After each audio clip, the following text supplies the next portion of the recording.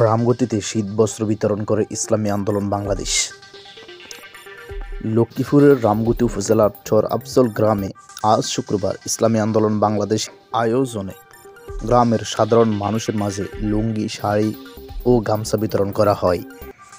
এতে অংশগ্রহণ করে ইসলামী আন্দোলন বাংলাদেশ লক্ষ্মীপুর জেলা অ্যাসিস্ট্যান্ট সেক্রেটারি হাফেজ লোকমান মাজহারি।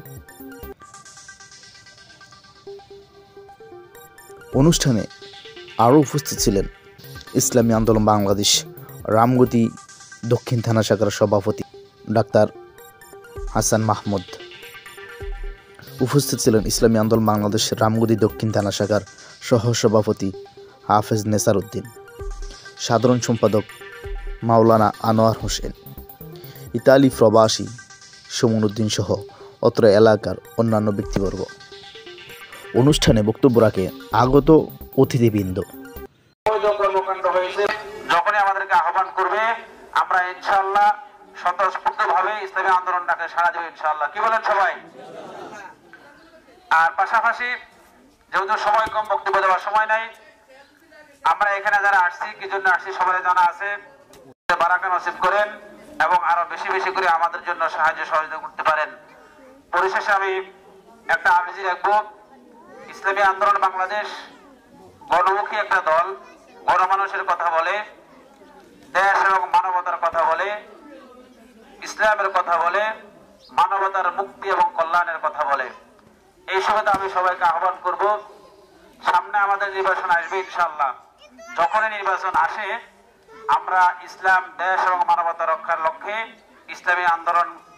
ইসলামী আন্দোলনকে হাত পাকা প্রতীকে ভোট দিয়ে জয়যুক্ত করবো ইনশাআল্লাহ। কি বলেন সবাই? ইসলাম আল্লাহর আইন কোনটা ভাই? ইসলাম। সেই ইসলামের পক্ষে আমরা সকলে ইনশাআল্লাহ থাকতে রাজি তো? আল্লাহ পাক আমাদের সকলকে ইসলামের পক্ষে থাকা এবং দান করুন, এবং যারা আমাদেরকে সহযোগিতা করতেছে আল্লাহ তাআলা যেন তাদের রিজিকের মধ্যে বরকত দেন, তাদের নেক হায়াতকে বাড়াই দেন এবং বেশি বেশি করে যেন আমাদেরকে সহযোগিতা করতে পারে। এই কাদা দিয়ে কিন্তু সেদিকে যাওয়া সাহস করতো। আর এই অঞ্চলে আমরা আসার আগে তো এটা দিয়ে রাস্তাই ছিল না, সেটা আপনারা জানেন। আসলে এই জায়গা যখন আমরা জমি কিনেছি, আমাদেরকে জমি প্রথম দেখিয়েছিল কিল্লার পশ্চিম পাড়ে। এখান দিয়ে আমাদেরকে রাস্তার জায়গা দেখি আমাদের জন্য জমি আমরা ক্রয় করেছি, কিন্তু ওনারা ঝামেলার কারণে আমরা মাটিও কাটছিলাম, ঝামেলার কারণে আর আমাদের ওইখানে জায়গা দেয় না, শেষ করে এখানে এসেছে। এমন বিলের মাঝখানে যেটা রাস্তা নাই, কিভাবে আসবো? আসলে নিজেরা খুব অত্যন্ত অসহায় মতন ছিলাম। এরপর আলহামদুলিল্লাহ আমরা আজ যে রাস্তায় করেছি, আর আজকে দুনিয়া নাই আমার সেই মরহুম আজাদউদ্দিন আজাদ নেতা, ওনাকে বলার পরে উনি এই সাধারণ মেম্বারকে উনি ফোন দিয়েছে যে আমার ভাই সেখানে বাড়ি করেছে, যেভাবে হোক ওনার বাড়ি থেকে বাইরে হওয়ার রাস্তাটা করে দেন।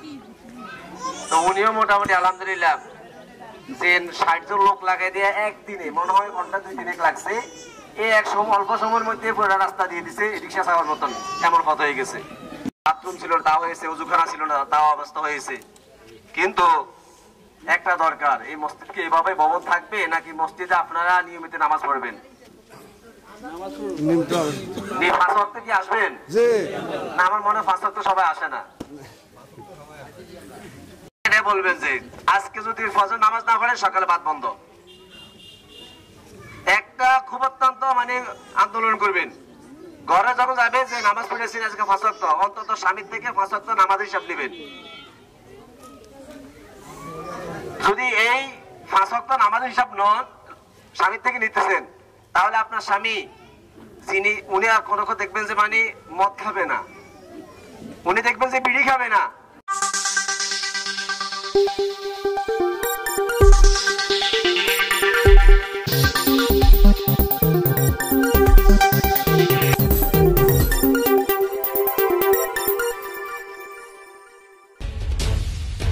স্বাগতম সংবাদ।